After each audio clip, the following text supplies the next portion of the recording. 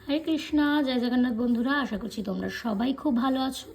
আজকে অনেক দিন পর চলে এসেছি আবার একটা নতুন গাইডেন্স নিয়ে। মহাদেবের তরফ থেকে কি গাইডেন্স আসছে সেটা দেখে নেব।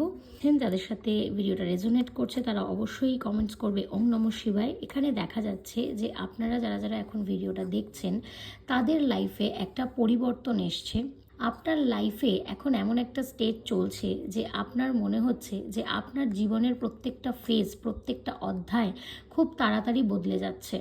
আপনার মাঝে মাঝে কখনো মনে হচ্ছে যে প্রত্যেকটা মানুষের এত বদল দেখে আপনার নিজের ফিল হচ্ছে যে না, আমি কোথাও একটা বেরিয়ে যাই বা কিছুটা সময় নিজের জন্য স্পেন্ড করি, এবং তাই আপনি ডিসাইড করছেন যে কোথাও আপনি একা বাকি সবাইকে ছেড়ে একটু নিজের জন্য ওন টাইম কাটাতে বেরিয়ে যেতে পারেন।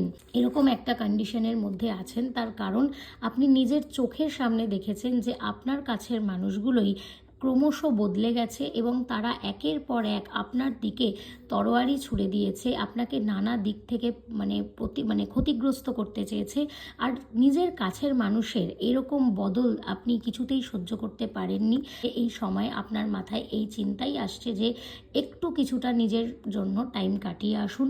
তো ডিভাইনের তরফ থেকেও এই মেসেজটাই আসছে যে আমরা যতই আমাদের লাইফ নিয়ে ব্যস্ত থাকি না কেন, নিজের জন্য কিছু সময়ের প্রয়োজন।